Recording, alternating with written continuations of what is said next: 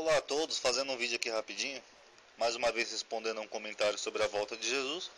O comentário que eu respondi foi esse: a Bíblia diz que Jesus virá depois que o Evangelho for pregado em toda a terra, e isso nunca aconteceu. Esse comentário aqui reflete também, pessoal, a visão cristã, que os cristãos acham que o retorno de Jesus depende, do Evangelho ser pregado em todo mundo, e segundo eles isso não aconteceu no primeiro século, porque ainda não tinha o conhecimento da Ásia, as Américas que não tinham sido descobertas, etc. e tal, então eles acham que o Evangelho não foi pregado em todo mundo. Bom, o que acontece é o seguinte: as expressões bíblicas, toda a terra e todo mundo, sempre se referiram apenas à terra de Israel e ao mundo conhecido. Inclusive lá em Apocalipse, cabeça domina toda a terra. Então vamos analisar na própria Bíblia, vamos ver se isso realmente é verdade ou se não aconteceu. Em Mateus 24:14 está escrito: e este evangelho do reino será pregado em todo o mundo. Aqui a expressão grega é oikomene, todo o mundo, ok? Segundo Romanos 10:18, segundo Paulo, o evangelho já foi pregado em todo o mundo. Mas digo, porventura não ouviram? Sim, por certo, pois a toda a terra, que é a mesma expressão, oikomene, saiu a voz deles, e as suas palavras até aos confins do mundo. Romanos 10:18. E Marcos 16:15, aqui também não estou analisando nem Paulo, nem os acréscimos, como o final de Marcos, etc. e tal. Estou analisando os termos gregos, ok? E Marcos 16:15 está escrito: e disse-lhes, ide por todo o mundo, cosmos em grego, mundo, pregai o evangelho a toda criatura, kitsis, duas expressões gregas. A primeira nós vemos aqui em Colossenses 1:5-6.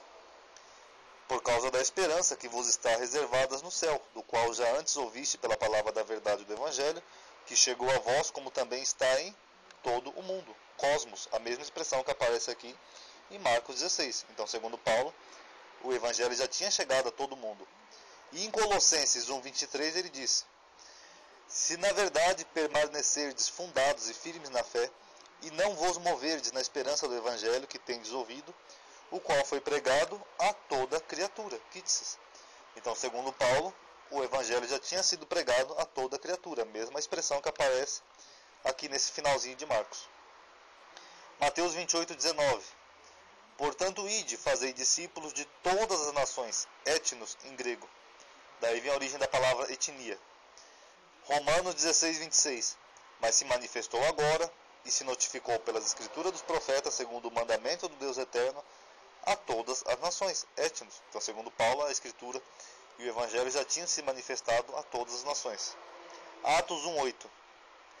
Mas recebereis a virtude do Espírito Santo que há de vir sobre vós, e ser-me-eis testemunhas, tanto em Jerusalém, como em toda a Judéia e Samária, e até os confins da terra.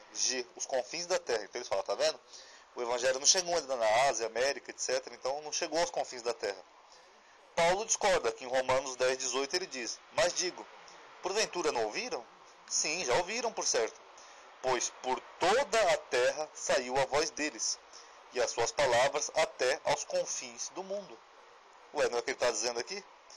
Então todas essas expressões que aparecem aqui em grego, fim de toda a terra, todo mundo, os confins da terra, toda criatura, elas representam toda a terra de Israel e o mundo conhecido da época. Nunca é uma coisa universal ou globalizada, como as pessoas interpretam.